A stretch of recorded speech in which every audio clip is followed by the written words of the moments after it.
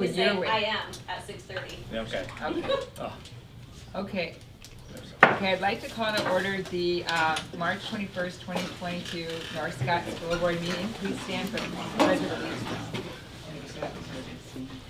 I pledge allegiance to the flag of the United States of America and to the republic for which it stands, one nation, under God, indivisible, with liberty and justice for all. Good. Thank you, everyone. Welcome, everyone. Can we have approval of the agenda? So move. Seconded. All in favor, say aye. Aye. All opposed, same sign. Motion passes. Okay, at this point in time, is there anybody here to make any comments or suggestions from the citizens? No? Okay. And if so, there's always the ability to submit comments and questions to the board, to us, regarding items on the agenda. Please fill out the questions or comments form found on the YouTube link, and also you can always email Mr. Studding, if you dare so want to. No, you will want to. Okay, let's have approval of the consent agenda. I make that motion.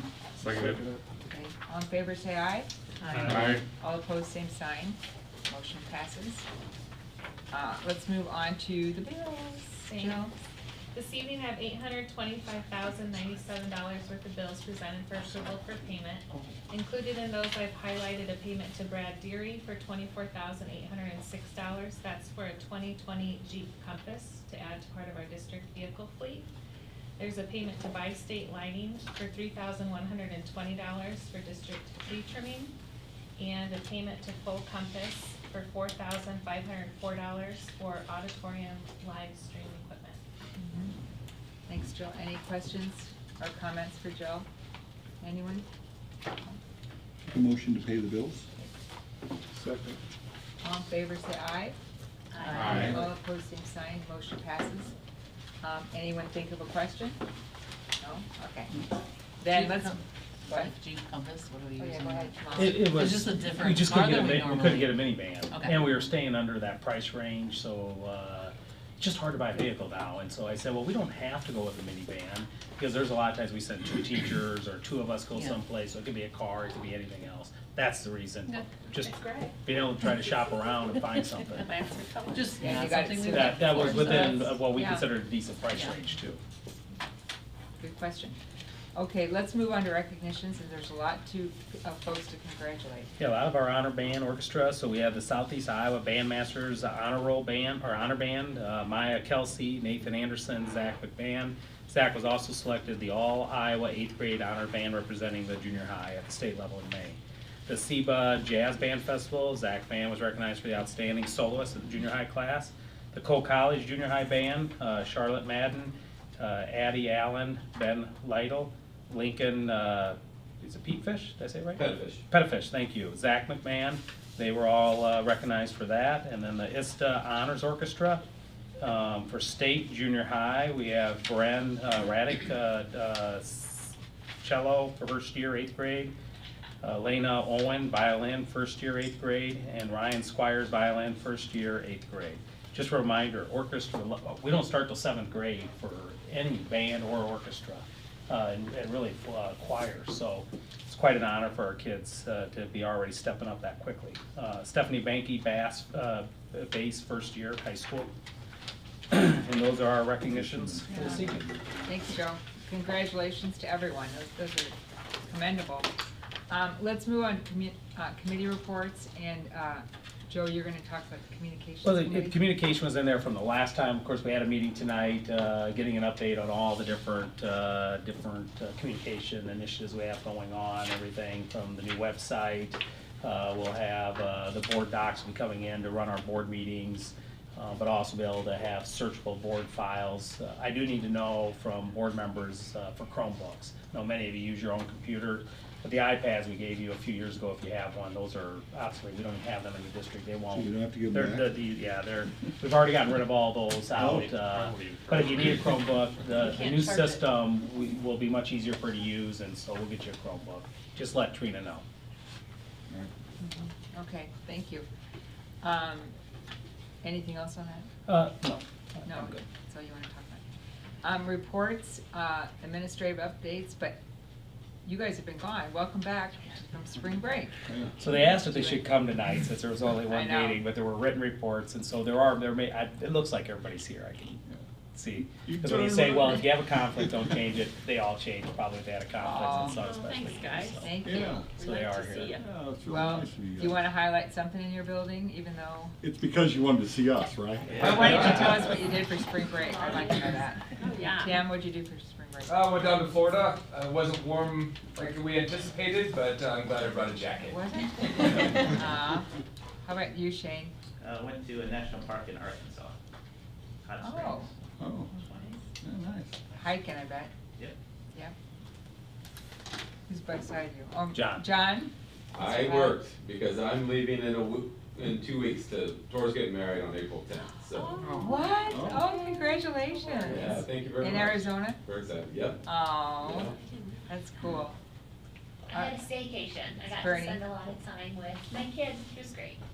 That is a nice thing. Kyle? We stayed put as well, got to a couple different parks, went to the library, just kind Oh, of rested nice. up and did all that. Good. Who's over here? Chad? Chad? I can't see it. We went to Destin, Florida. It was a couple miles away from Pitt. Oh, a What's it couple for? miles. Huh. Can't get away from him. Within 2 miles at all times. Is that like that movie, What About Bob? You just show up. It's like, there's two. Gotta see it. Bill Murray? Oh, good. All right, Carrie. We went to Anne Marie Island in Florida, a little further south, so we had some decent weather. Oh, 80s. how nice too, huh? Dan? I stayed in Eldridge. Shane was gone, so I got a lot of stuff done. Who really got it done? He was out of cell service. Auden came. Yeah. All right. Yeah, see, there's a benefit to that.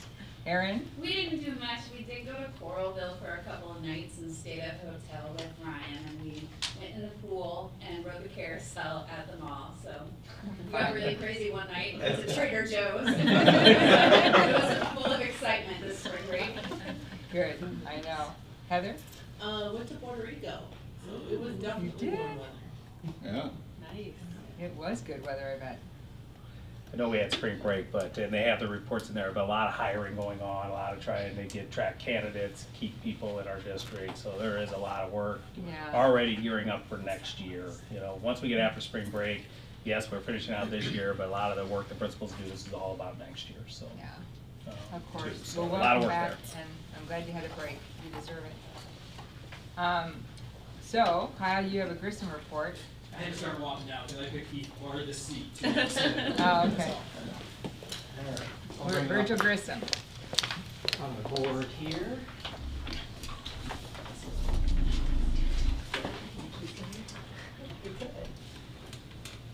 All right. Well, thank you for coming out to Grissom tonight, for making the drive. Tonight we wanted to share some information about early childhood education here in North Scott, specifically what we have to offer here at Virgil Grissom, as well as some of the work that our coaches and teachers have been putting in for professional development with our Early Childhood Learning Network.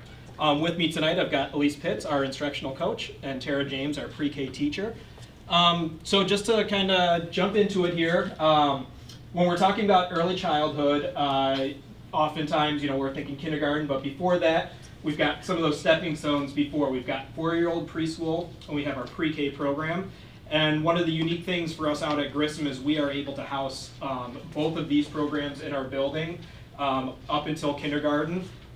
We'll talk a little bit about how they're spread out through the district, but that's one of the nice things here is that we do get to kind of see a nice progression of getting students into the building early, getting them into a classroom setting, and really having a lot of supports that we can offer them throughout the way as they go. So with our early childhood, one of the things that we talk about, why it's so important to get students into the classroom, into these quality settings. Studies show that by age 5, a child's brain is 90% developed. So the sooner that we can get them into quality learning environments, quality settings, having them working with teachers, interacting with peers, really sets them up for success down the road, academically, socially, everything.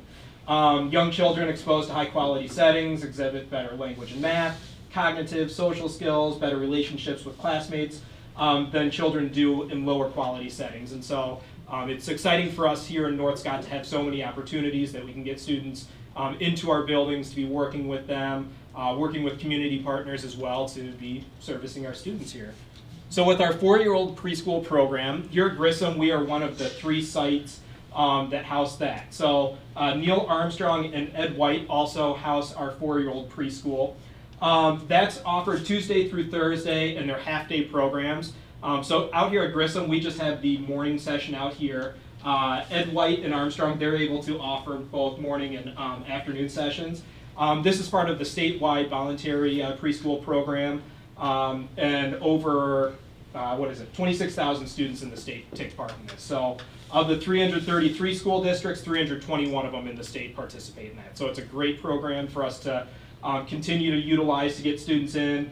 And again, it's just one of those ways that we can get students into the classroom, start setting them up with different services. We can actually serve students as young as 3 with special education IEPs that we work with the AEA as they start coming in as well too. So students as young as 3 start coming into our buildings to work with our teachers and interact with our staff. Yes. Just real quick, also in your building, you have the wraparound services where Correct. the other 2 buildings don't. That's one of the major problems families can have with our 4K program in the state is they also, if they're morning, they need afternoon daycare, and sometimes it's hard to coordinate those 2. And then at Ed White's going back to a 4-section building, so we're not sure how long it'll be able to stay at Ed White. Maybe even next year may have to move, and that would either be Alan Shepard or John Glenn potentially. And it's been in both of those buildings before. It's been in those buildings both before, yeah. So. But yeah, that is a nice feature that we're able to offer here, because a lot of times that's one of the biggest hurdles for families is with a half-day program, figuring out transportation or figuring out daycare, childcare. So to be able to have those services that we can offer is something that's really valuable for us. Thank you. That's good. Then out here at Grissom, we also have the pre-K or the 5-year-old program. And so this is going to be for students who are kindergarten age, but maybe they're those early, those July birthdays, the ones who maybe need a little bit more time socially, academically, to grow before entering kindergarten. We work with our preschools, both our North Scott ones and our community partners, to be talking about what students are coming in, who might benefit from that, conversations with the parents, as well as at the beginning of the school year too. If we've got students come in that haven't been in a school setting before, or we're seeing could benefit from this, then we have those discussions about who could be utilizing this program. But with our 5-year-old program, it is an all-day, everyday program. It follows the same district calendar. And again, this is one where we're spread out in the district. Here at Grissom, Tara's our teacher here, and then all the way out at John Glenn, Megan Delaney's our other pre-K teacher. And so we kind of hit both sides of the district, and then we're able to kind of spread out everybody from the middle and find different buildings for them. So I'm going to have Tara talk a little bit about what a day in pre-K looks like, and how that might compare with like kindergarten as well. Okay. So in pre-K, our day starts with centers. So that's something that they get in 4-year-old preschool, but it still continues over into pre-K. But in pre-K we do it in the morning, so that way, we can have a nice soft start. The kiddos can come in. They have so much to say. And, they're eating breakfast, so some of them get there a few minutes late, so that way they're not missing any of our core stuff. And so then they can ease themselves into the day by playing and getting to catch up with their friends. Then we move on to our morning meeting. And so that's a great time, again, for us to work as a group. We do some fun morning activities where we're working on lots of different social emotional skills, as well as some academic skills in there. We have snack and recess, which I think the kindergarten day is set up a lot like that as well in the morning. They start with a soft start, they do the morning meeting, snack and recess. So as the kiddos come from pre-K and move on to kindergarten, there's a lot of that same routine stuff that they're used to from pre-K. And so our kindergarten teacher here is always telling me how ready the pre-K kids are and how well they do in kindergarten, what a difference that makes, because it's a natural flow right into kindergarten. Then we move on, we do literacy. We work on literacy things just like they do in kindergarten. We have lots of time for music and movement because the one thing we know about little ones is they need to move. They are not seated at their seats for very long. We do lots of up and down and moving around, and that's one of their favorite times of the day. Then after we have some time to move, we get down to writing and word work, just like they're doing in kindergarten, but it's just scaled back a little bit. Just moving at a little bit slower pace than kindergartners would be moving. We do lunch just like kindergarten, which is super awesome in that they get to establish all the routines like everybody else here in school does. So when they go to kindergarten, they're not scared of the lunchroom. They know just how those lunch routines work. They know how to get their hot lunch, where they're supposed to sit, expectations, all of those things. Then we do a rest time in pre-K, which is a little different than kindergarten, and almost all of my kids fall asleep, so they're just mentally exhausted after all that morning work. So that is a little bit different than kindergarten, but then math, that we do as they wake up, we kind of do a slow wake up routine so that they can, they're doing some hands-on like math work and STEM type things as kiddos are waking up. And then we have specials just like they do in kindergarten. And then we come back to the room and we do math activity. We follow everyday math just like the rest of the kindergartners and the rest of the school. We have another small recess, and then we get to pack up and have a snack, and then we go home just like everybody. So they have a very full day. And one thing that's really nice about having 4-year-old preschool here, pre-K and kindergarten, is that I'm a familiar face to preschoolers as they come into pre-K. I do go over and try to visit in the preschool room and get to know those kids and help out as much as I can be in there. And those kids, they come over if they happen to be passing me in the hallway. They love to talk to me. They love to come take a peek in pre-K. I'm visiting with my pre-K students that have moved on to kindergarten, so I try to stop in there as much as I can, and it's very cool to see the progress that they're making, and they're so excited to get to see me and tell me all the things that they're learning now. So I feel blessed to be in that position where I can be establishing relationships with all our early childhood students here in this building. So is that And really a big part of it too, as Tara was saying, is just building that stamina too for being at school. They are, like, after lunch, worked pretty good. So like seeing them afterwards kind of get back, hit the afternoon running again. And I don't know how, like, at the end of the day, a lot of them are running out the door, and I don't know how they're able to do that, but they put in a full day's work while they're here. And again, it is kind of that transition, building them up so that when they get to kindergarten next year, they're really getting everything they can out of kindergarten too. Yeah. Tara, how many students total in both buildings? So we usually cap pre-K at 20. Right. This year I have the smallest class I've ever had in my whole career. But generally I've had 18 to 20 students every year. And I think in the past it's always been like that. I know over at Glenn they have 20 students this year. But this year I don't even want to say the number. It's 13. All right. So wow. It is just amazing to have, to get to experience that small of a class once in my career. And we would have anticipated this year, actually, we would have thought we might have even needed another section because there were so many families who took off a year last year. But I think what we found, I think Iowa's still missing 4,000 students this year. That should be in our system, and I still think there were young kids going, well, we're going to wait another year. COVID's still going on, we're waiting another year. And so we'll have to see what next year, because it's one of our largest kindergarten classes this year. And so, when's your meeting for? Wednesday. Wednesday. Yep, so Wednesday night we'll have a meeting with families that are interested in pre-K or have been talking with their preschool teachers, and from there we'll be able to get kind of a better idea for numbers for next year then. Well, we'd love to have 40. Do you guys have busing? We do, yeah. So for both buildings, They start out at Ed White and they go to Shepherd, they go to Armstrong, and then they come out to the different buildings here. That is a long day. It is, yes, it is a long day. For like half hour at least. Yeah. Wow. But I will tell you, like, that is a thing that a lot of parents seem very nervous about in the beginning, is being bused over here. But usually after a couple weeks, they're like, best decision ever. Like, they're so happy, they don't regret it. And speaking about COVID as well, this is the most kids I've had that have not had preschool prior to coming in to pre-K. And I think because of COVID and things like that. So that's very interesting to get to see like the difference that it has made with the kids that come in with preschool and the kids that don't. Usually they almost always have preschool before they come in. So it's been interesting. Well, thanks, Tara, for all you do. Oh, thank you. And so that kind of leads to some of our successes that we've talked about.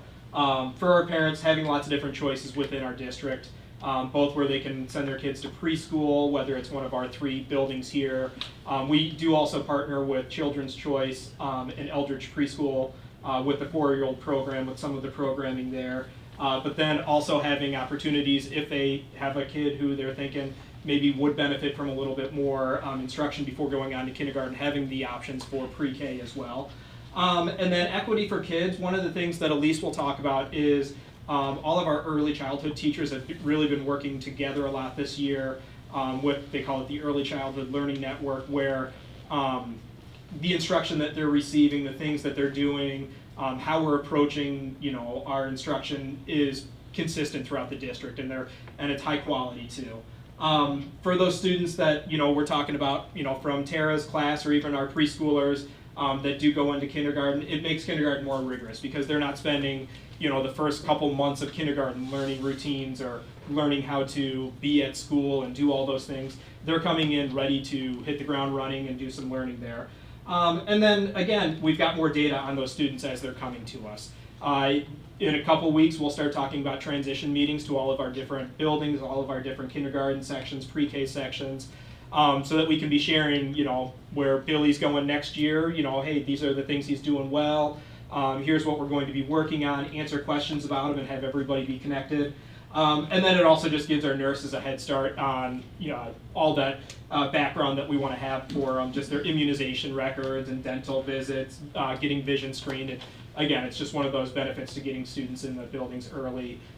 We get a head start with working on them and getting them set up with services they need. So I'm going to have Elise talk about then our Early Childhood Learning Network, which is something new this year. Yeah, so this has been something that I think has been a desire to start early on, even before COVID, but I look back in the notes and I think officially January of 2021, we kind of started to put some plans in place because we saw the importance, because of what Kyle mentioned, the importance of early childhood, and kind of, as Tara mentioned, the importance of that alignment across those different levels. And so we created what we call ECLN, and what that stands for is the Early Childhood Learning Network, and this includes preschool, pre-K, kindergarten teachers, coaches, and administrators. And so the purpose was kind of to build that collective understanding as early childhood professionals, and we wanted to enhance and extend our knowledge and our understandings and expertise, and have that collaborative opportunity to share for our youngest learners. So we've been doing this in multiple different ways.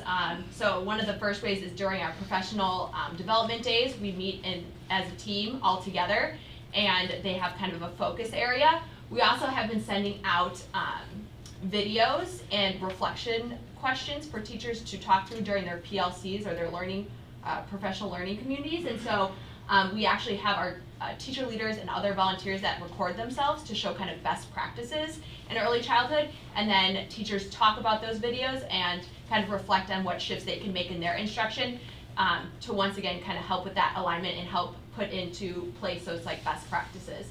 And so some of our learning topics, I think phonics has been a focus, and so one of our professional texts that we've been using is letter lessons and first words. And so we started with our purpose, and we talked about the different components. We've been kind of integrating this letter lessons planner. We had videos for all of these, and we also had a February professional learning day where we talked about the essential ingredients for phonics instruction, and so having that alignment from starting all the way at preschool all the way up to kindergarten. And then we've also been integrating Google Meets, so this is an opportunity to meet with people that you might not usually meet with. And so once a month we've been offering all the different people a part of this group to talk about things, and they actually, we get their feedback, and this is the things that they wanted to talk about. So our first session, we talked about how to build independence across those different age levels, and then we also talked about the different opportunities you could provide at center time. And so we will be continuing that each month, and it is optional, it's at the end of the day, and so we've had a lot of success with that. And just a shout out to Diane Wilging and Katie Burbridge have also been instrumental in starting this, and so I just wanted to give them a shout out as well. So that's kind of what we've started, and we hope to continue it, and we've gotten a lot of good feedback so far, so we're really happy about that. Are the private PreKs also participating in any of that? Yep, they're invited, and we have, yeah, I would say Children's Choice and Aldridge have been invited as well. Good. Thanks, Elise. Well, good job. Yeah, thank you. Do you guys have any questions?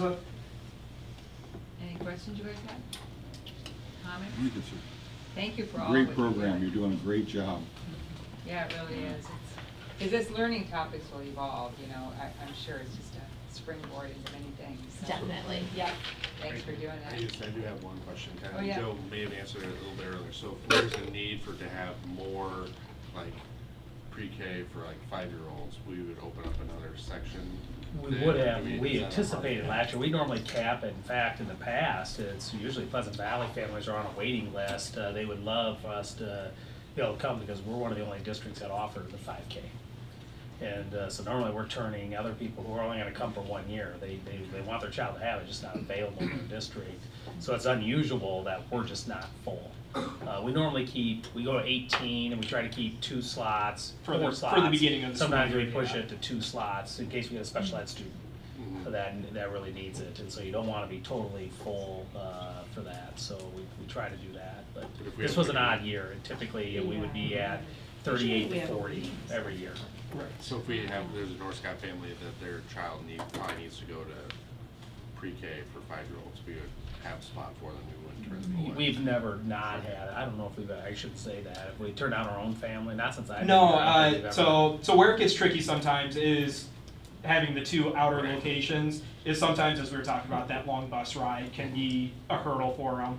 But we always make sure that we're placing those families first. And a lot of times too, we've been having discussions with our preschool teachers and the families starting now. So we've got a pretty good idea of who's coming in. But after kindergarten roundup, after the beginning of the school year, when we get families settled in, that's why we do like to leave a couple spots open that we'd be able to get them set up with. So if you have 3-year-olds with IEP, they would come to the school and go with the 4-year-olds? Yes, correct. So 3-year-olds that are serviced with IEPs, they can come and join the 4-year-old program, and they can ride the bus too. If it's part of the busing, kind of gets tricky sometimes, right, but depending, certain situations we can do that. Yeah. Interesting. But that's one thing again with our preschool and pre-K programs. Is that our teachers are both the general education teacher, but also the special education teacher. Good questions. My son came out here for pre-K. I think a couple classmates of his or Katie's boys too, and I mean the bus ride was from Parkview, so it was 55 minutes one way. But you know, I don't know if Cindy's still a bus driver, but she runs a tight ship.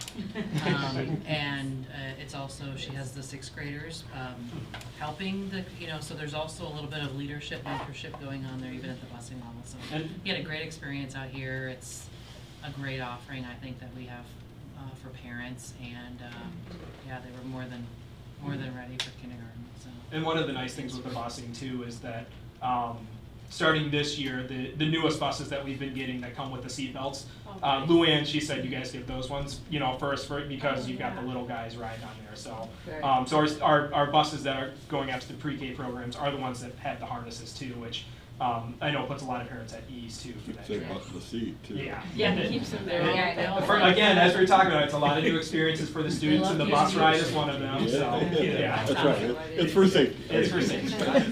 We ended up getting a number of open enrollment requests, internal ones, to go to John Glenn and to go to Virgil Grissom because they get used to coming here. So a lot of it is families who are afraid. In fact, they'll get so afraid they just won't put their kid in, they'll wait a year for kindergarten and then miss a whole year, when we know once they do it, they like it so much, a lot of times they don't want to go to their home district, our home building after that.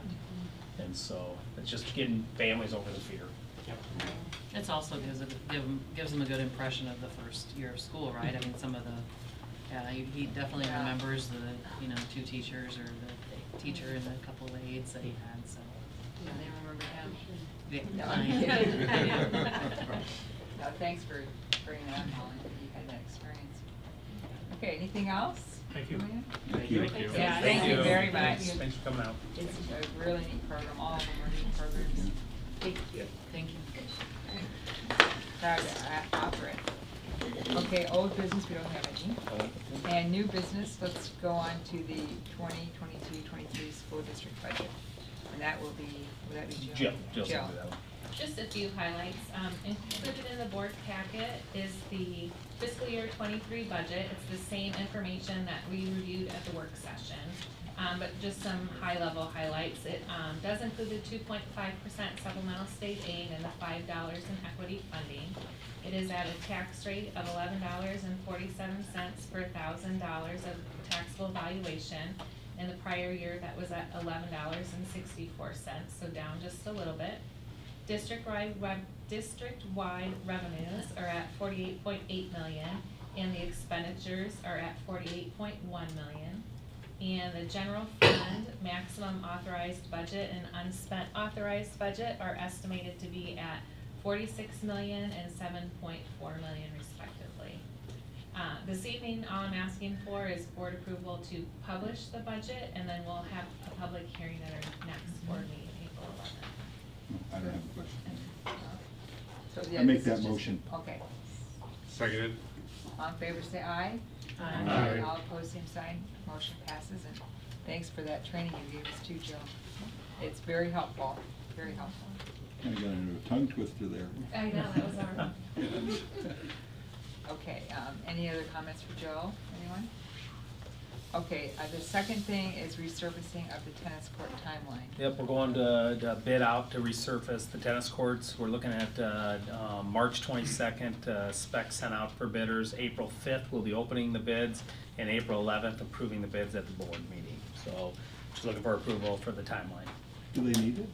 They do. I'm teasing, because John's in the crowd. Actually, the first year I got here, we did what I call the JV courts, the back courts. And so this will be starting with the front courts, because you don't want to do all the courts in one summer. That means you shut down the entire facility. So we'll be focusing on that. So if we did that 8 years ago, we probably did it 16 years ago or 20 years ago for the first set of them. And so it's time to get them done.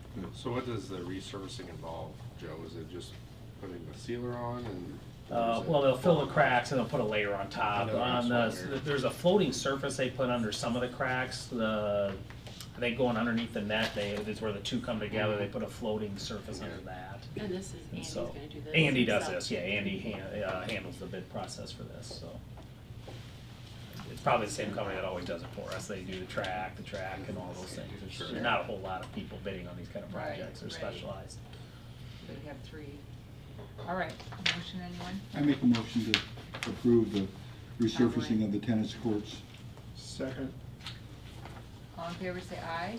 Aye. All opposed, same sign. Motion passes. And this is for the timeline. So, okay, go on to the 2022-23 school calendar. Yeah, we've already approved the calendar, but when I did the calendar, I never moved the April in-service day from April 17th. I should have moved it to April 10th. We like to coincide the professional development day for Easter, so that way families have 4 days. Our student families will get 4 days at Easter. We'll do professional development. So I'm asking to move professional development on the 17th to the 10th, and then we'll just republish the calendar to have that date. That's consistently what we've been doing. Okay. I make that motion. Seconded. All in favor, say aye. Aye. All opposed, same sign. Motion passes. Thank you, and we'll move on to your report, Joe. One more, D, we added on, sorry, you might have Oh, an old wait. one, that the just E-rate, two? we got the E-rate Oh, one. okay, here. So I know we had a lot of changes, spring break kind All of, right, Trina and I, when I was, Why is it spring? we weren't on the same page a couple times, mostly my fault. You were out of And commission so, that so Okay, tonight, so- you included in your packet, or was sent to you on email, and then also brought tonight were all the different E-rate, Oh, yeah. bids. We had 2 different bids. The one bid package is for basically our pipe going from the buildings to the high school. And we're recommending Central Scott for the 250 megabyte number. It's the lowest bid that we have in there, so that's one of the bids. Dan, you're here too. Did I say everything correct? You think so? Give or take. Dan Marceau and Josh Tipsworth is the ones who took care of the bidding process and things like that. So that's the first one, and then the second one is the internet. Correct. So we'll do that one first. So looking for approval for Central Scott for the 250 megabit. 250. Yep. Okay, I'm gonna make that motion. Second it. all in favor, say aye. Aye. All opposed, same sign. Motion passes. And the second bid is the low bid for the internet, and that's also Central Scott Telephone. I make that motion. Seconded. All in favor, say aye. Aye. All opposed, same sign. Motion passes. Okay, thank you. Thanks, guys. Thanks for being here Well, tonight. that was unceremonial, wasn't it? I almost Better forgot safe you. than sorry. Okay, Joe, superintendent Okay, report. yeah, I got several things. One, enrollment, our enrollment's in there. What's a little nervous on enrollment is our elementary looks to be down, could be significant for next year, because the kindergarten class from Kindergarten Roundup did not come in nearly as big as this year's kindergarten one. In fact, it would be the smallest elementary class we would have next year. Now, our assumption is it's gonna grow 20-some students, but we're at 240-some this year. If we grow 20, that means we're gonna be at about 220-some. And so we're right now, tomorrow we'll accept the open enrollments and take a look at that, but it looks like right now, Ed White will be a 4-section with the open enrollments in there. Alan Shepard will be a 2-section. Virgil Grissom and John Glenn will be 1-sections, and Neil Armstrong will be a 2-section. What did you say for Shepherd again?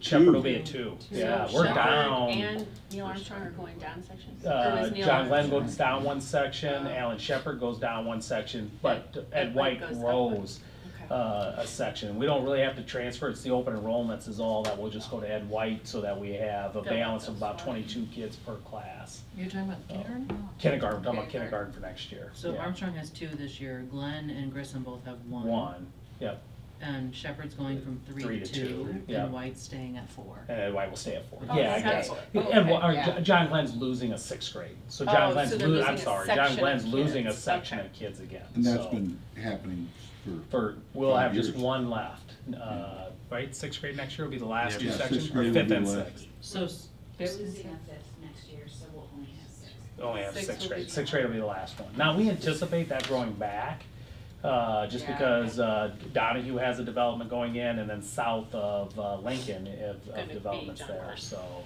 Right. Now, all that, if we have a bunch of families move in and we see, because we will quickly with the open enrollments, I think with open enrollment, you'll be at like 22 kids per section in 4 sections. So if we got a bunch more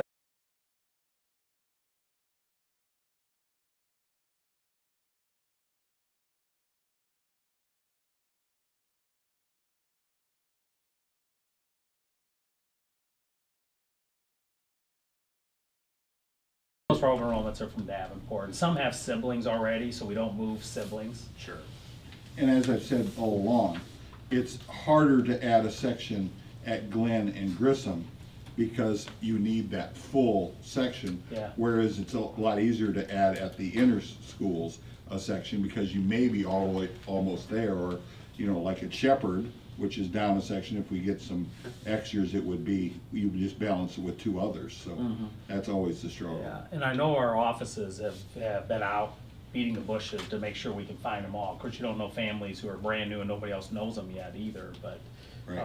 so we're watching that. We'll see, we have a number of open enrollments to approve. starting tomorrow. Like I said, we'll go through those. I think there's only, our level 3 special ed programs are full. We have one level 3 request that'll get denied because we just don't have room. All other ones will be approved, it looks like, so. But we'll start that tomorrow. So that's just kind of as we move in. So you don't know open enrollment for next year? We have all the requests. They're due March 1st. Yeah, they were due March Yeah. 1st, and you have them, but you don't know the numbers, whatever. Oh, yeah, actually, we know the numbers. It's, for like kindergarten, it was 18. I think there were 18 kindergartners. It's mostly eight, just like we predicted, kindergarten, 7th grade, and freshmen. Those are our The new biggest schools, groups. Yeah, Davenport being the largest of the groups. It's another 30-plus students open enrolling in Oh, for is that next right? year. And I think we have 4 or 5 leaving on open enrollment that, we never had. They moved in and stayed in their districts, so. Yeah. So Joe, at White, are we staying at, or what are we doing for 6th grade? Right now it's a 4-section. It's Are a we staying at 3-section. 4? No, they lose a section. Yeah.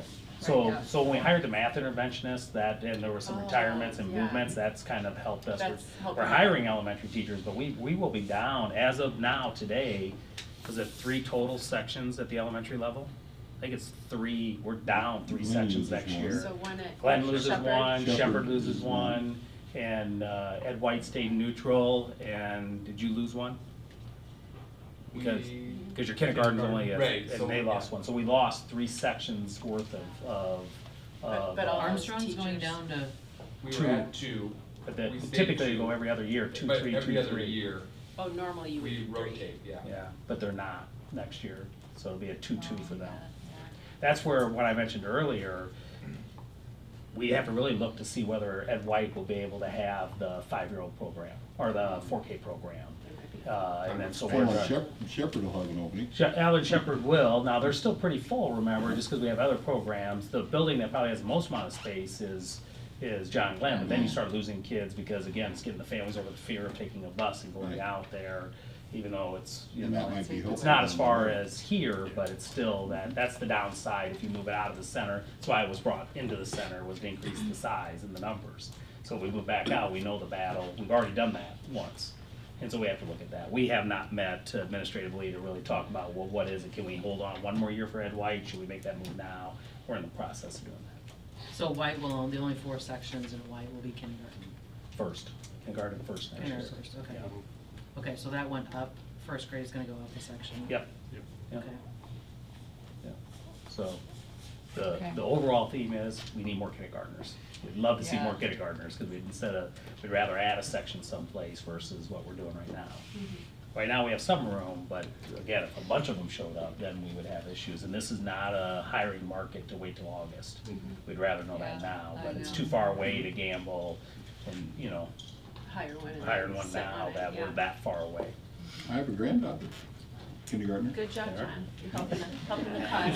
Right. Uh, Now you want the table. Okay, now. I'm sorry. Legislative update, the funnel week, the second funnel week was over, but what's still in play, vouchers, because they were in appropriations, they're funnel protected, so that will last all the way to the end. Right now, I listened again today, they don't think that's gonna make it through the House, so, but we need to stay on top of that one. The money, the extra $19.4 million that the House passed 99 to 1, still sits in the Senate, so if we get the Senate to pass that, that would help us this year.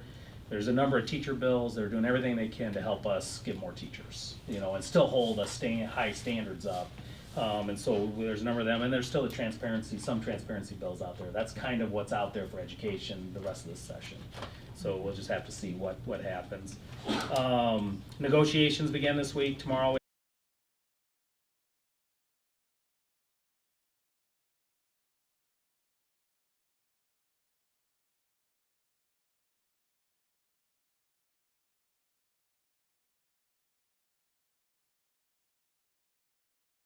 That would do Intercom, that would provide mic to teacher, so when a teacher's speaking, all the kids in the room have the same volume level. They don't have to speak over the kids in front of them to talk to the kids behind them.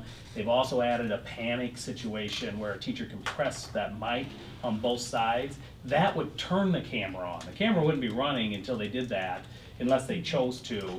And I'll talk about that in just a second. And then the office would get a message immediately. They could look and say, oh, kid's having a seizure, get the nurse down there. There's a fight, let's get down there. There's whatever that emergency is. Teacher doesn't have to explain it to anybody.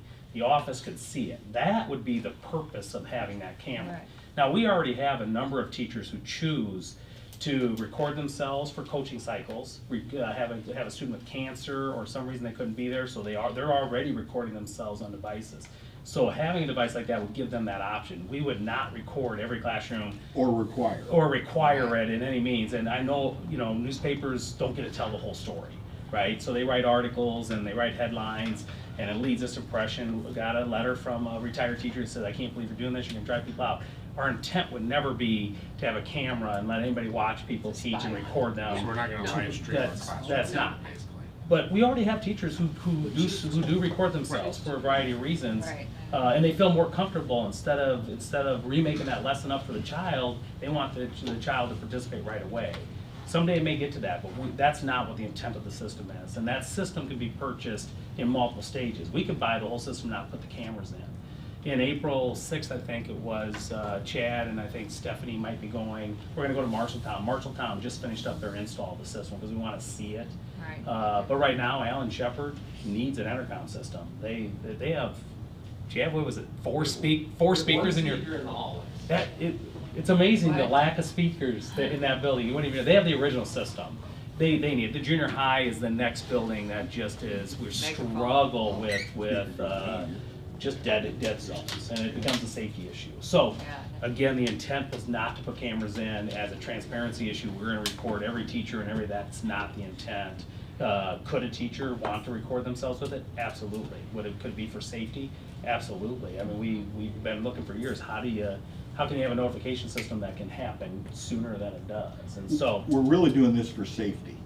safety, but the voice level, a better educational environment. If every kid has the same level of hearing, it improves it for that. It's an educational benefit. It's an intercom safety benefit.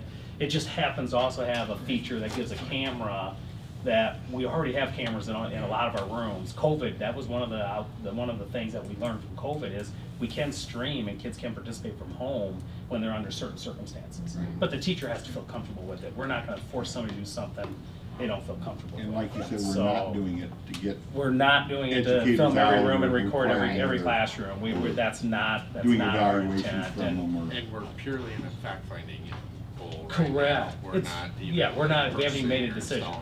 Yeah, we haven't even made a decision on it. And so,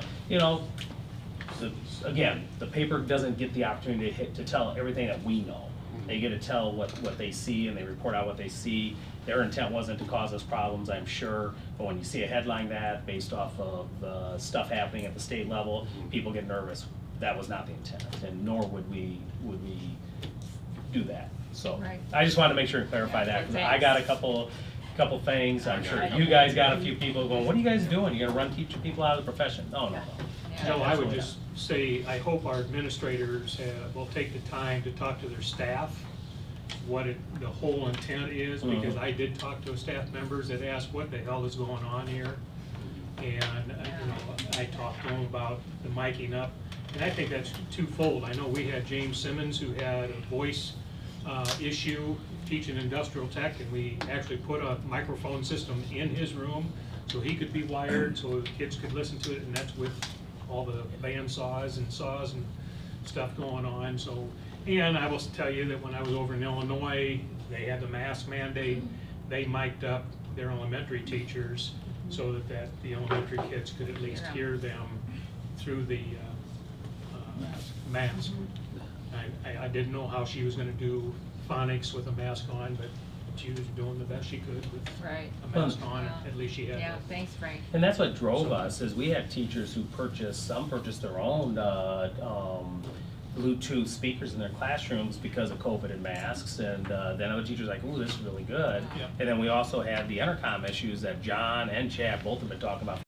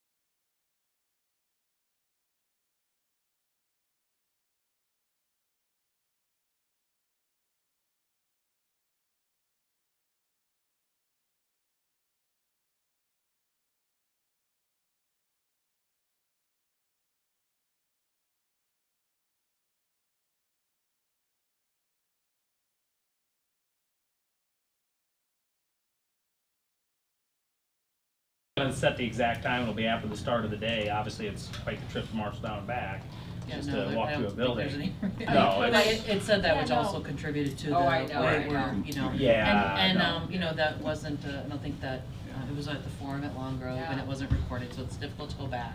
And you're trying to keep up, yeah, so.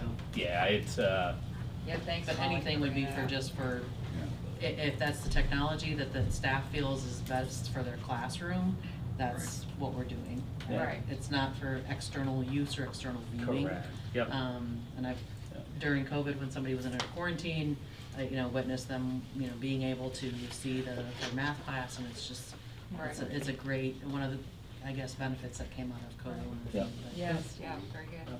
I'm a no on going to Marshalltown. That's, I never. Put me down as a no, Chad. I grew up over there, that's a good place. It's a good place. No, I'm not going to, but, thank you, Joe, because Yep. we did get, I know several of us did Yeah. get calls, and to your point, Frank, that's good to have the administrators talk to the staff to help ease their minds. Yeah. Well, the one nice thing is when articles like come out, we do know that people are paying Yeah. attention to what we do, Yes. right? And I'm glad they call. Yeah, They absolutely. call us. That way we can clarify it, so. Yeah, Yep. thank you, Joe. Okay, did you have anything else? Nope, for that's your it. report? Any board comments or correspondence?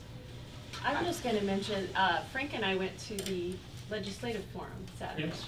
And I felt pretty good about the education talk. I'll let you speak for yourself. They talked a lot about what their opinions, the representatives' opinions were on vouchers, et cetera. And they seemed to be very supportive of our opinions. I thought it was a pretty good. Yeah, I think they were very favorable from that standpoint. They said we weren't agreeable to some of the things that were going on. I asked a question on the Oh, yeah, Frank asked a question too. 19.4 or 17.4 million or whatever, and asked Gary about that, and I says, where does it sit? And he didn't answer my last bit, because I asked, where is it in the Senate, and do you think it's gonna pass? Because I know, having been up there, a lot of bills will pass, but they'll sit in the other chamber, and they'll die there. Now, I know that they can pick it up next year, but, talked about that, also talked about, the governor's teacher, The pay. $1,000. And Gary said that he was not in favor of what the governor's proposal was, because it left out the counselors and the nurses and so forth. And he says there's still more discussion Still more going talk on. about So that. I felt pretty good that they were gonna be working on it. Good. Of course, he had used the farmers with solar, an example, one of his questions is, it says if a farmer wanted a solar panel on one side of the road, they could do it because the numbers were right, but across the road, the numbers weren't right. He says, I don't feel that's equitable, so I did ask him, I said, it'd be nice to keep the equality going on when you start talking about Right. the funding Farmers. too. That was farmers too.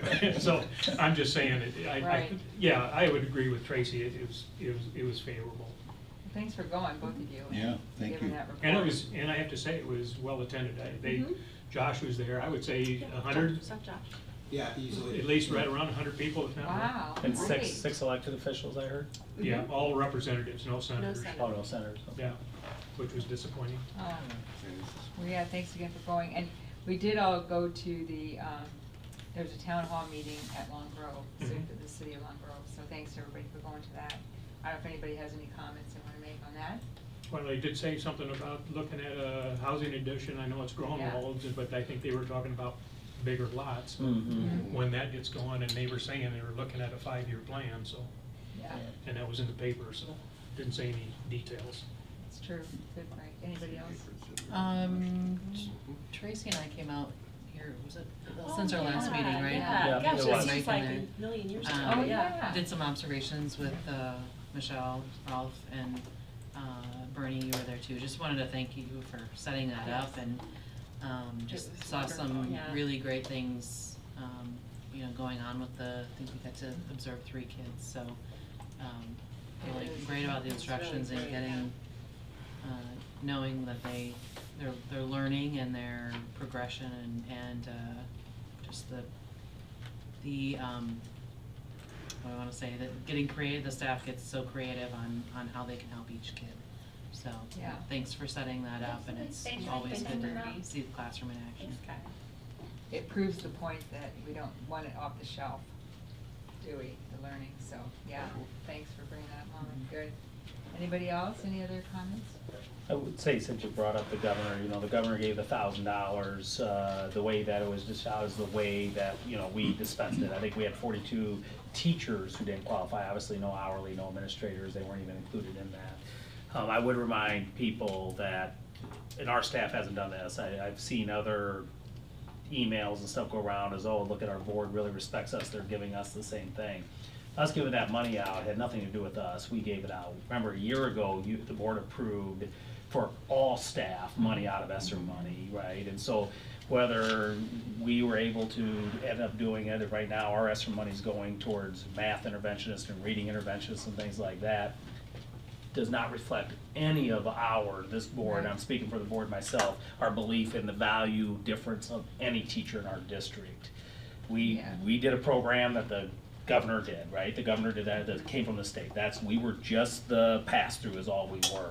And so I'm pretty proud of our staff. I've not been hit up, and I assume you guys haven't, because I think you would have told me is, oh, you don't respect us, you won't give us the same thing they got. Well, we did a year ago, and I appreciate our staff not taking that stance, pressuring us to say, well, you gotta do something because the governor did this. We'd love to, right? We would love to. We think they all deserve it. We think every hourly employee deserves the same thing. Just wasn't our program, so. Yeah, good, I'm glad you said So, that. yeah, but I do, that has not been pressure put on me at all from our staff that I know other superintendents have had and boards have had to deal with, so. Yeah, I'm glad you said that, thank you. Anything else from anyone? Okay, one last motion. Motion to adjourn. Seconded. All in favor, say aye. Aye. All opposed, same sign, motion passes, and thank you for all being here tonight. Welcome back. See you, Don. Good night. I know how many.